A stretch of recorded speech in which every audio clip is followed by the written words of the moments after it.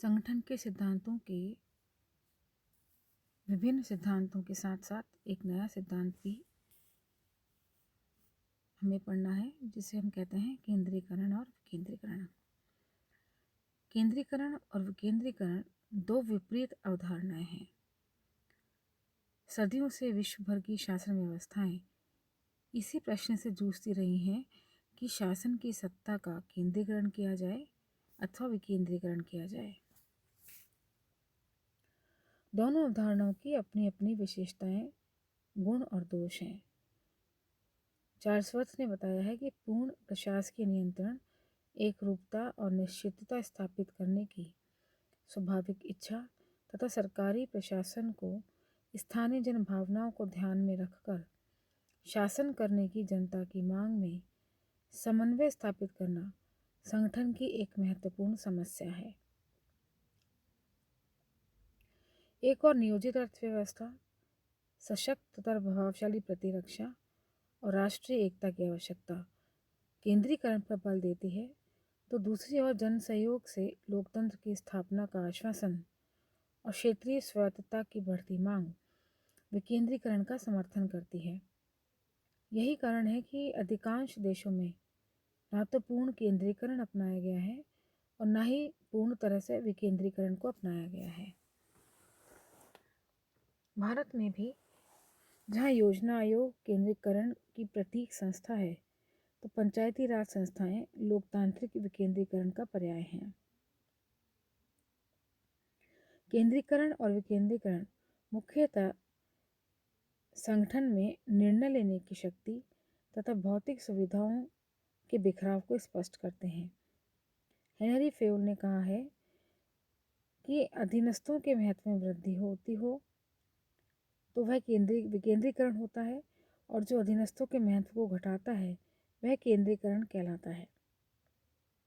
LD. White के अनुसार प्रशासन में निम्न तल से उच्च तल की ओर प्रशासकीय सत्ता का जब हस्तांतरण होता है तो इस प्रक्रिया को हम केंद्रीकरण कहते हैं, और ठीक इसके विपरीत जब व्यवस्था ऊपर से नीचे की ओर आती है तो हम उसे विकेंद्रीकरण कहते हैं।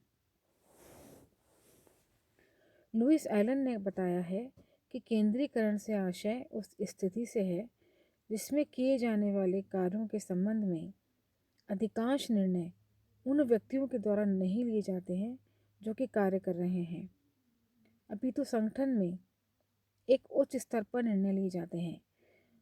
विकेंद्रीकरण की स्थिति में अधिकारों का प्रत्यायोजन स्थायी रूप से उन स्तरों को कर दिया जाता है जो कार्य को निष्पादित करते हैं।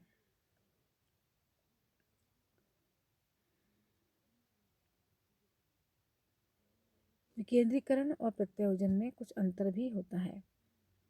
सामान्यतः प्रत्यायोजन और विकेंद्रीकरण एक दूसरे से अत्यधिक मिलती जुलती अवधारणाएं होती हैं, क्योंकि दोनों ही अवधारणाएं अधीनस्थों को सत्ता देने की वकालत करती हैं, लेकिन कुछ मूलभूत स्थूल अंतर इसमें है। प्रत्यायोजन का अर्थ किसी दूसरे को अधिकार, कार्य तथा क्रियात्मक रूप से कुछ दायित्व सौंप देने से है।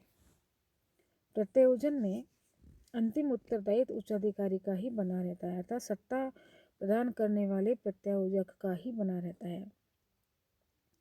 इसी प्रकार प्रत्यायोजन में जिसे अधिकार दिए जाते हैं वह पूर्ण स्वतंत्र नहीं रहता, बल्कि कुछ शर्तों के अधीन कार्य करता है, और अधिकांशतः अंतिम निर्णय उच्च अधिकारी का ही होता है। विकेंद्रीकरण में जिसे अधिकार दिए जाते हैं वे पूर्णतः स्वतंत्रता को भोगता है और अंतिम रूप से उत्तरदायित्व भी निभाता है। विकेंद्रीकरण एक विस्तृत अवधारणा है जिसमें एक व्यक्ति के बजाय संपूर्ण संस्था या निकाय या स्तर को सत्ता दे दी जाती है, जबकि प्रत्यायोजन की अवधारणा अधिकांशतः व्यक्ति से व्यक्ति को प्रदत्त अधिकारों को स्पष्ट करती है। इसी प्रकार प्रत्यायोजन का उद्देश्य संगठन की आंतरिक व्यवस्था से जुड़ा हुआ है, जबकि विकेंद्रीकरण प्रत्यक्षतः लोकतंत्र के मूल्यों और जन भावनाओं से संबंधित है। प्रत्यायोजन समिति अल्पावधि, आंशिक, अप्रत्यक्ष, विशिष्ट हो सकता है, जबकि विकेंद्रीकरण व्यापक, स्थायी, पूर्ण, प्रत्यक्ष तथा सामान्य होता है। पीटर रकर ने विकेंद्रीकरण को संघवाद के सिद्धांत पर आधारित बताया है, जबकि प्रत्योजन में ऐसा नहीं होता। प्रत्योजन और विकेंद्रीकरण के अंतर को हम निम्न प्रकार समझ सकते हैं। प्रत्योजन एक सीमित और प्रशासनिक अवधारणा है, जबकि विकेंद्रीकरण एक व्यापक और स्थायी अवधारणा है जो लोकतांत्रिक मूल्यों से प्रभावित है। प्रत्योजन संगठन की आंतरिक कार्यप्रणाली है, जबकि विकेंद्रीकरण शासन, प्रशासन और जनता की भावनात्मक और संगठन की संपूर्ण कार्यप्रणाली से संबंधित है। प्रत्योजन सामान्यतः व्यक्ति से व्यक्ति को किया जाता है, जबकि विकेंद्रीकरण संस्था से संस्था को किया जाता है। प्रत्योजन अधीनस्थ की उच्च निर्णय लेने की पूर्ण स्वतंत्रता नहीं होती है, जबकि विकेंद्रीकरण अधीनस्थ संस्था को निर्णय लेने के क्षेत्र में पूर्ण स्वतंत्रता रहती है। प्रत्योजन में अंतिम उत्तरदायित्व प्रत्योजक का होता है, जबकि विकेंद्रीकरण में अंतिम उत्तरदायित्व अधीनस्थ संस्था का ही रहता है। प्रत्योजन में अधीनस्थ को नियम निर्माण की शक्तियाँ प्रदान नहीं की जाती, जबकि विकेंद्रीकरण में अधीनस्थ संस्था को नियम निर्माण की स्वतंत्रता भी रहती है। प्रत्योजन में राजनीतिक मूल्यों और जन भावनाओं का बहुत कम स्थान है, जबकि विकेंद्रीकरण में राजनीतिक मूल्य, जन भावनाएं प्रत्यक्ष रूप से दिखाई देती हैं। प्रत्योजन समिति अल्पावधि, आंशिक, अप्रत्यक्ष और विशिष्ट होता है, जबकि विकेंद्रीकरण व्यापक, स्थायी और पूर्ण प्रत्यक्ष होता है।